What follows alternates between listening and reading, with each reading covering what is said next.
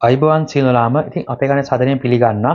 මේවා දැනටමත් දන්නවා අද මගේ ටෙස්ට් එක කරන්න යන්නේ වඩලප්පන් සමග කියලා. ඉතින් මගේ වීඩියෝ එක පුංචි වීඩියෝක් අවසාන දෙන්න රණිසන් මම යෝජනා කරනවා. ඉතින් පැහැදිලි දැන්වීමක් තියෙනවා ඔයගලන්ට කරන්න. මොකද ගොඩාක් දෙනෙක් කරන වරදක්. ඒක නැවත නොකරන්න කියලා මම යෝජනා කරන ගමන් මගේ ප්‍රායෝගික ටෙස්ට් එකට යන්න කලින් මම ඔයාලට පෙන්වන්න මම ගනපු වඩලප්පන් එක ඔයාලට පේනවා මේ පොඩි යෝගට් කෝප් එක වඩලන් එකපත් තියෙන්නේ අර ප්‍රමාණය පිළිබඳ හොඳ දැනුමක් තියෙන මොකද පොඩි යෝගට් කෝප් එක තියෙන්නේ සම්පූර්ණයෙන් මේකේ වටලප්පන් එකක් තියෙනවා මේකෙන් මම මේක තමයි මගේ අද වටලප්පන් මගේ ආහාරය ලබා ගන්න යන්නේ රයිට් එහෙනම් මේක කන්න කලින් ඉතින් වටලප්පන් හදන්න විදිය ඔක්කොම ඔයගොල්ලෝ දන්නවා මේකේ අන්තර්ගතයේ ඔයා දන්නවා ඉතින් මේක අනිවාර්යෙන් තමන්ගේ සීනි මට්ටම වැඩි කරાવી කියලා මොකද මේකේ සීනි අන්තර්ගත වෙලා තියෙනවා රයිට් මම වැඩි කතා නැතුව මම ඔයාලට මේක කන්න කලින් මගේ ග්ලූකෝස් මට්ටම මම චෙක් කරන්නම් අපි එහෙනම් චෙක් කරලා බලමු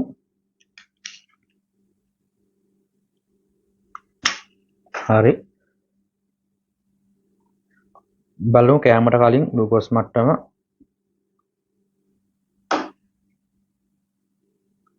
හරි තියලා බලමු පේන කරලා විශ්වාස කරනවා බලන්න වටලප්පන් කන්න කලින් 109ක් තියෙනවා පේන කරලා විශ්වාස කරනවා වටලප්පන් කන්න කලින් හරි මම දැන් මේ වටලප්පන් යෝගට් කෝප් එකේ තියෙන වටලප්පන් එක කනවා ඉතින් කවුරුත් ආයේ රසය පිළිබඳව නම් කතා කරන්න දෙයක් නැහැ.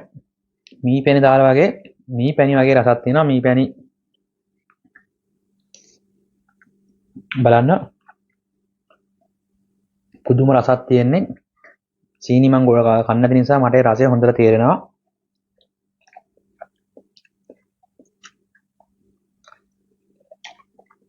වීඩියෝ එක දිස්ගැස් වෙනවා. මම මේක කලයිලා පියවර දෙකකින් බලන්න. හොඳයි ඔන්න දැන් මම සම්පූර්ණයෙන්ම කෑවා විතරයි දැන් මම ඔයගලන්ට පෙන්නන්නම් මම දැන් බෙහෙත් බොනවා ඔන්න දිවැඩියාවට බොන ඉතාමත් බහුල ඖෂධයක් තමයි මෙට්‍රෝමින් මම මේ ගැන කතා කරලා තියෙනවා වීඩියෝ දෙක තුනක් තියෙනවා උඩ ඩිස්ප්ලේ මේකෙන් තමන්ගේ වක්කඩුවට හානිය වෙනවද සම මේකෙන් සීනි මට්ටම අඩු වෙනවද මේ ගැන මම වීඩියෝ තුනක් හෝ දෙකක් කරලා තියෙනවා ඉතාල වැදගත් වීඩියෝ ටිකක් බලන්න කියලා යෝජනා කරනවා රයිට් ඉතින් මෙන්න මේක දැන් මම පාවිච්චි කරනවා මම මේක එක ටැබ්ලට් එකක් පාවිච්චි කරනවා දැන් මොකද මම පැන රස ගොඩක් කෑවා ඉතින් ඔයාලට පේනවා රයිට්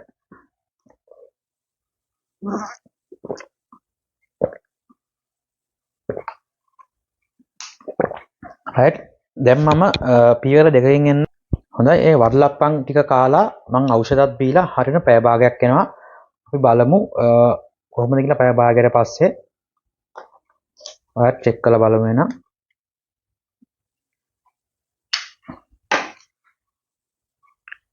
හරි හරියටම පැය භාගයයි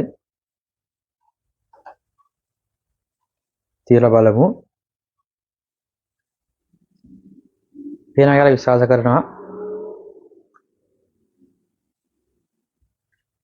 135ක් තියෙනවා හොඳයි දැන් බලමු මම මේ කප් එක කාලා වටලප්පන් සහ ඖෂධත් බීලා හරින පැයක් යනවා. කියන්නේ විනාඩි 60ක් යනවා. අපි බලමු විනාඩි 60කට පස්සේ ග්ලූකෝස් මට්ටම කොහොමද කියලා.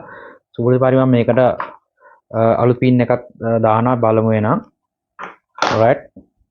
චෙක් කරලා බලමු නම් හරියටම විනාඩි 60යි. රයිට්. හරි.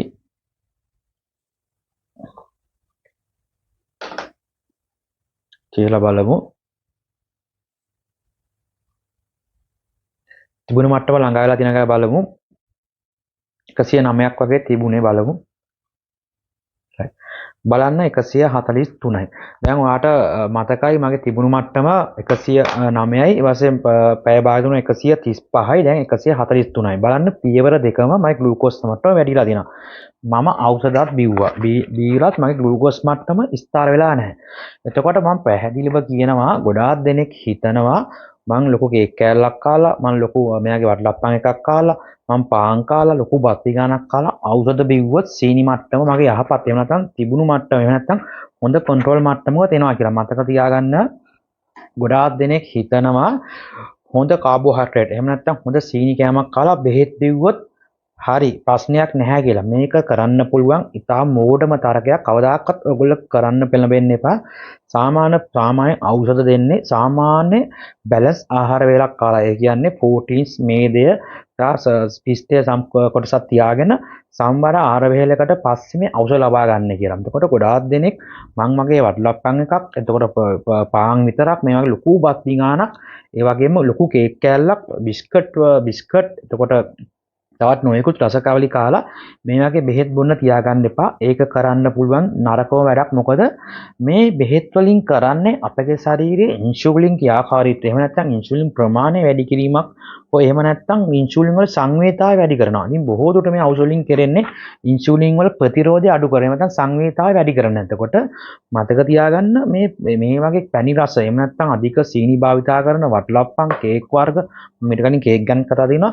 අපගේ ශරීරයට ආවට පස්සේ ඉතා ඉක්මනින් සීනි බඩ පරිවර්තනය කරනවා. ඒ වගේම තමයි අපේ අග්න්‍යාසයට ඒක කරන තවත් හානියක්. මොකද අග්න්‍යාසය ඉතා ඉක්මනින් ඉන්සුලින් ස්පාදනයට පෙළඹෙනවා. එතකොට මතක තියාගන්න දිවැඩියා රෝගීන්ගේ මේ ඉන්සුලින් ආවට මේ ප්‍රතිරෝධය නිසා සෛල තුලට එහෙම නැත්නම් අපගේ මාංශ පේශි තුලට තෙල් තට්ටුව අපගේ අක්මාව තුලට මේ ඉන්සුලින් වලට හැකියාවක් නෑ නියෝග දෙන්න මේ වැඩි වෙන ග්ලූකෝස් ප්‍රමාණය බාර ගන්න. මොකද දිවැඩියාමනේ ප්‍රතිරෝධයක් තියෙනවානේ. නමුත් මේක අග්න්‍යාසයෙන් මේ කරන්නේ අග්න්‍යාසයෙන් තව තවත් පෙළඹෙනවා ඉන්සුලින් නිෂ්පාදනය කරන්න. එතකොට අපගේ ශරීරයේ ඉන්සුලින් ප්‍රමාණය වැඩි වෙනවා. මොකද ඇයි ඉන්සුලින් වල නියෝග පිළිපදින්න අපගේ සෛල තුල දෙන ප්‍රතිරෝධය නිසා. එතකොට මතක තියාගන්න මේ කෑම තුල අපගේ ශරීරයට බීටා සෛල තවත් විනාශ වීමක් වෙන්නේ. ඒ වගේම ඉන්සුලින් ප්‍රමාණය ඇඟේ වැඩි වෙලා අපගේ ශරීරයේ වෙනත් සයිඩ් ඉෆෙක්ට් අපට ඇති වෙනවා. එතකොට මම කියන්න උත්සාහ කරන්නේ ඔයගොල්ලෝ හිතනවා ඇති පැන් රස කාම කාලා බෙහෙත් දීවම හරියනවා. දැන් ඔයාලට පැහැදිලි මගේ 109යි මගේ 143යි. එතකොට මගේ සීනි මට්ටම මේ ඖෂධෙන් මට පාලනය කරන්න බෑ. ඉතින් මේ වගේ පොඩි කප් එකක වටලප්පන් එකක් කාලා මේක ඖෂධ සීනි පාලනය කරන්න බෑ. ඇත්තටම මේ ඖෂධ තියෙන්නේ ඔයාට සාමාන්‍ය සීනි අඩු ආහාර එහෙම නැත්නම් ප්‍රෝටීන් මේදිය සමග ෆයිබර් අන්තර්ගත ආහාර සමග ගත්තට පස්සේ මේකෙන් ඕගලන්ට ඉන්සුලින් සංතය වැඩි කරලා සීනි මට්ටම ඉතා හොඳින් කන්ට්‍රෝල් කරන්න. නැත්නම් මේවා සීනි කෑම කාලා මේ ටැබ්ලට් බොන්න එපා. කවදාකවත් කරන්න එපා. ඒ වැරද්ද මතක තියාගන්න හොඳ කාරණේ. ටයිප් 1 කියන්නේ මොකද? ටයිප් 1 කියන්නේ ඉන්සුලින් පිටින් එන්නත් කරනවා. එතකොට මේ කෑම තුල ඕගොල්ලෝ මේ කෑම කාලා මෙයාගේ ඖෂධ බොනකොට මේ ඖෂධ උනත් ශරීරයේ ඕගොල්ලන්ගේ අහන්න නැති වෙනවා. ඔයාලා දැකලා තියෙනවනේ. නිතරම දකින කුලයි කරමල් සුදුයි කියනා වගේ මේවායේ කෑම කාලා නිතරම මේ බෙහෙත් බොනකොට ශරීරයේ මේක ගණන් ගන්න නැහැ. එතකොට මේකට ශරීරේ ක්‍රියාත්මක වෙන්නේ මේ ඖෂධ වල. එතකොට මතක තියාගන්න ඕගොල්ලන්ට ඉන්සුලින් වලට මේ ටයිප් 1 වලට දෙන ඉන්සුලින් එක පිටින් ලබා ගන්න වෙනවා. මොකද මේ වගේ ආහාර තුල ඔයාගේ බීටා සෛල කියන්නේ තියෙන ඉන්සුලින් ප්‍රමාණයත් ඔයා නැති කර ගන්නවා මේ වගේ ආහාර කාලා මේ වගේ ඖෂධ බොන්න ගත්තම. එතකොට ඔයගොල්ලන්ට මතක තියාගන්න ටයිප් 1 වලට නම් ඉන්සුලින් එන්නත් කරණය කිරීමකින් දිවැඩියා පාලනය කිරීමේ හැකියාව තියෙනවා. ඒක ජානමය ප්‍රශ්නයක්. ඒක පොඩි කාලෙම හඳුනා ගන්න. නමුත් ටයිප් 2 කියන්නේ අග්න්‍යාසයේ නිෂ්පාදන ඉන්සුලින් හිඟගමක් හෝ ප්‍රතිරෝධයක්. බොහෝ විට බහුතර දිවැඩියා රෝගීන්ගේ ප්‍රතිරෝධය තමයි වැඩි. එතකොට ඔයගොල්ලන්ට ඉන්සුලින් පිටින් ලබා දුන්නත් සමහර විට ඔයගොල්ලන්ට තමන්ගේ ඉන්සුලින් වල තියෙන ප්‍රතිරෝධය නිසා තව ඖෂධත් බොන්න වෙනවා. මතක තියාගන්න ඉන්ජෙක්ෂන් උත් ගාලා ඖෂධත් බොන්න ඕනේ. මෙන්න මේ වගේ මං අද කරපු වැඩවල් කරන්න ගියොත් එහෙනම් අපි බෙහෙත් බොන්න ඕනේ අඩු කාබෝහයිඩ්‍රේට් සහිත කෑම කාලා.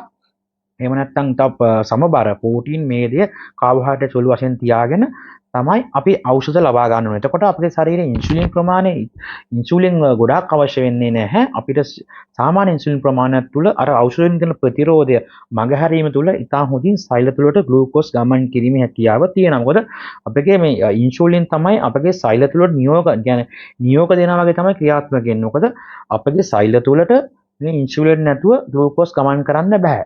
ඒක හැම මිනිස් ශරීරයකම එක වගේ. ඒක තමයි වෛද්‍ය විද්‍යාව තුළ පිළිගන්නේ. ඒක තමයි මිනිස් ශරීරයේ හැඩ වෙලා තියෙන්නේ.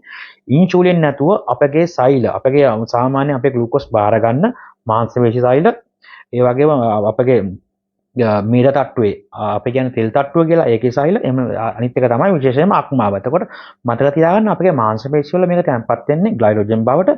ඒ වගේ අක්මාවත් මේ ග්ලයිකෝජන් බවට තැම්පත් වෙනවා. එතකොට අපගේ මේකේ වැඩිපුර තියෙනවා මේදේ බවටපත් වෙන්නේ අපගේ මීර තට්ටුවේ. එතකොට තමයි අපගේ ශරීරය මහත් වෙන්න ගන්නෙ. එතකොට මතක තියාගන්න ඕනේ කාරණාව මෙච්චරයි. කවදාකවත් මං කරපු වරද ඔයගොල්ලෝ කරන්න එපා. මොකද මේ වගේ අධික කාබෝහයිඩ්‍රේට් සීනි සහිත ආහාර ගාලා ඖෂධ බොන්න පෙළඹෙන්න එපා. මේ වලින් වෙන්නේ ඔයාගේ ශරීරයට මේ ඖෂධ වලින් ගන්න දින ප්‍රයෝජන ගන්න බැරි වෙන එක. එතකොට ඔයගොල්ලන්ට එන්නත් කරගෙන ලක්වීම වෙන ගොඩාක් type 2 දියවැඩියා රෝගයේ කාලයක් සමග බලන්න ඔයගොල්ලෝ ගෙදර පවා ඇති ඔයගොල්ලන් අත්දැකීම් ඇති ඔයගොල්ලන්ට අන්තිමට ඉන්සුලින් එන්නත් කරගෙන ලක් වෙනවා. ඒක තමන් කරගන්න එපා. ඒක කරගන්න වෙන්නේ දියවැඩියාව පාලනයෙන් තොරව තමන්ගේ වකුගඩු දෙක අක්‍රිය වීම, ඒ වගේම තමයි බෙහෙත් ඇඟට අහන්න නැතිවීම, ඒ වගේම තමයි අපගේ දැනට තියෙන ඉන්සුලින් ප්‍රමාණයත් මේවා කෑම තුල නිතර ලබාගෙන තමන්ගේ ඉන්සුලින් ප්‍රමාණය තම්සුම බීටා සෛල 100% විනාශ කරලා කියන තම අන්‍යාසයෙන් ඉන්සුලින් නිෂ්පාදනය වෙන්නේ නැහැ කියන එක තමයි බීටා සෛල සම්පූර්ණ විනාශ වෙනවා කියන්නේ. ඒකට මම හිතනවා මේ වීඩියෝත් ඔයාලට වැදගත් වුණා කියලා. මට කියන්න උත්සාහ කරන්නේ මෙන්න මේකයි. ඔයගොල්ලන්ට තවදුරටත් මේ වගේ කෑමක් කන්න ඕනෙම නම් සහ මේ පැණි රස කෑමක් කන්න ආසාවක් තියෙනවා නම් ඔයගොල්ලන්ට මෙන්න මේ ටික කරගන්න පුළුවන්. ඖෂධ බොන්න නැතුව හොඳම විකල්පයක් හැටියට මේ වගේ කෑමක් කාපු ගමන් විනාඩි 15ක් ඇතුළත විනාඩි 20ක්වත් අඩුම ගානේ ඇවිදින්න. එහෙම නැත්නම් විනාඩි 10ක්වත් එක දිගට දුහන්න. නැත්නම් විනාඩි 15ක්වත් විනාඩි 20ක්වත් හොඳ බර ව්‍යායාමයක් කරන්න. එතකොට මේකේ ලබාගත්තු පැණි රස කාබෝහයිඩ්‍රේට් සීනි ප්‍රමාණය අපේ ශරීරය තුල බර්න් එකක් කිරීමේ හැකියාව තියෙනවා. මොකද අපේ ශරීරය පැය දෙකක් යනකොට මේක අපේ ශරීරයේ මුළු ඇඟේම සීනි ප්‍රමාණය වැඩි වෙනවා. එතකොට අපිට විනාඩි 10ක් විනාඩි 15ක් ඇතුළත මේක අපිට විනාඩි 20ක් වදුවනවා. විනාඩි 10ක් හොඳ ඇවිදිනවා. විනාඩි 20ක් හොඳ කියන්නේ වත්තේ වැඩක් කරනවා, උදුළු ගන්නවා, වක්කාරි හොඳ බර වැඩක් කරනකොට අපි ලබාගත්තු ග්ලූකෝස් ප්‍රමාණය යම්කිසි ප්‍රමාණයක් ඉතින් පැහැදිලිව බර්න් එකක් කරන්න පුළුවන්. පුච්චන්න පුළුවන්. එහෙම නැත්නම් මේවා කෑමක් ලබා ගන්න කලින් හොඳ බර ව්‍යායාම ජිම් එකට යනවා නම් ට්‍රෙඩ්මිල් එකේ අඩුම ගානේ 45ක්වත් ඇවිදලා එහෙම නැත්නම් අර ලොකු වේට් දාලා පැය භාගයක්වත් හොඳට මහන්සි වෙලා එහෙම නැත්නම් ඔයා පැයක්වත් ඇවිදලා හොඳ ලොකු ව්‍යායාමයක් කරාට පස්සේ මේවා කෑමක් ලබා ගැනීම තුල යම් කිසි දුරක සීනි මට්ටම අඩු කරගන්න පුළුවන්. එතකොට එතනදී ඔයගොල්ලන්ට යම් කිසි සහනයක් තියෙනවා. එහෙම ඇරෙන්න නිකන් ක්‍රියාශීලීත්වයක් නැතුව මේවා කෑම ලබාගෙන කොච්චර බෙහෙත් මේ බෙහෙත් එක මම සාමාන්‍ය මේ බෙහෙත් එකක් බොන්න පුළුවන් එකවරකට 1000 මිලිග්‍රෑම් වලින් මම 500යි බිව්වේ. මම මේක ඩබල් කරලා බිව්වත් මගේ සීනි මට්ටම අඩු වෙයි කියලා නිගමනයට ගන්න එපා. අඩු වෙන්නෙත් නැහැ. ඒක ප්‍රායෝගිකව මම දන්නවා මේ කාරණාව. මොකද මම උනත් මේ වගේ කෑම ලබා ගන්න හැම වෙලෙම හොඳ ව්‍යායාමයක් කරනවා. එහෙම නැත්නම් මේ කෑමක් ලබාගත්තු වහම හොඳ ව්‍යායාමයකට පෙළඹෙනවා. ඒක ඇරෙන්න දියවැඩියාවට මොනම ඖෂධ තිබුණත් මේ වගේ පැණි රස කාලා ඖෂධ බොනොත් ඔයගොල්ලන්ට හිතේ මේ ඖෂධ වලින් සීනි මට්ටම අඩු කරනවා. නමුත් අඩු කරන්නේ හරි විදියට නෙමෙයි. සාමාන්‍ය ප්‍රතිඵලයක් යන්න ඕනේ ඒකාකාරී විදියට. නමුත් ප්‍රතිඵලයක් දෙපැත්තකට යනවා කියන්නේ ඒක දෙපැත්තට වැදීමක්. මොකද ශරීරයට අහිතකර කෑම දීලා ඒක සයිට හිතකර ඖෂධ බොන්න එපා. මොකද මේ කෑම තියෙන්නේ ශරීරයට අහිතකර විදියට තමයි සීනි මේකේ අනඟු සීනි තියෙන්නේ. එතකොට ඔයා ශරීරයට වැරදි සීනි භාවිතා කරලා සීනි අඩු වෙන්න කියලා ඖෂධ බොනවා. ඒ දේ කරන්න එපා. ඒක ශරීරයට ඒක ශරීරයට කියන්නේ සාමාන්‍ය ක්‍රියාවලියක් නෙමෙයි. ඒ ක්‍රියාවලිය තුල රැඳුනොත් Tamanට අනිවාර්යෙන් අර ටයිප් 1ට එහෙම නැත්නම් ඉන්සුලින් එන්නත් කරන කිරීමත් සමගම ඖෂධ උනත් බොන්න වෙනවා. ඒක නිසා මේ කාරණා මතක තියාගන්න. මේ බෙහෙත් වලින් ලබා ගන්න තියෙන ප්‍රයෝජනය ඒ ආකාරයෙන්ම ගන්න නම් ඔයා මේ බෙහෙත් පාවිච්චි කරන්න ඕනේ සමබර ආහාර වේලක ප්‍රෝටීන් සහ මේදය සුළු වශයෙන් කාබෝහයිඩ්‍රේට් තියාගෙන ඒ තුලින් ඔයාට ආවට පස්සේ ඒ තින අන්තර්ගත සීනි මට්ටම පාලනය කරන්න මේ ඖෂධ භාවිතා කරන්න. එහෙම නැතුව ලොකු සීනි සහිත වටලප්පන් ඒවා කේක් කෑල්ලක් ඒවා බිස්කට් වේවා බීම වර්ගයක් වේවා සීනි සහිත අගර කිරි එකක් වේවා මේ වගේ කෑම ලබාගෙන ඖෂධ ලබා ගන්නවා නම් කවුරු හරි කෙනෙක් ඒ වරද කරන්න එපා. නොදැනුවත්ව ඒ වරද තාමත් කරනවා. ඒ වරද කරන්න එපා. ඒ තරකේ අතාරින්න ඒ කරන්න තමන් කරන මෝඩකමක් තමන්ගේ ඇඟට අහිත කර දෙයක් දීලා යහපත් ප්‍රතිඵල ලබා ගන්න ඖෂධ බොනවා කියන්නේ ඒ ඖෂධයෙන් ලබා ගන්න පුළුවන් ප්‍රයෝජනය ඒ ඖෂධයෙන් ශරීරයට කියන්නේ ප්‍රයෝජන ගන්න පුළුවන් ඖෂධය ඔයා විසීම විනාශ කරගන්නවා. ඒක නිසා ඔයගොල්ලන්ට කෙනෙක් කියන්නේ අර රත්තරන් දාපු කිකිලිව එකපාර මේ මරාවක් මේ මරුවා වගේ වැඩක් කියලා ඔක අහලා තියෙනවා පොඩි කාලේ. ඒ වගේ ඒවා කරන්න එපා. එතකොට මතක තියාගන්න මේ කාරණාව ඕගොල්ලන්ට ඖෂධ තියෙන්නේ දියවැඩියාව පාලනය කරන්න. මේ ඖෂධ දියවැඩියාව නිට්ටාවට සුව කිරීමේ හැකියාව තියෙන්නේ තමන්ගේ කට පාලනය කරොත් විතරයි.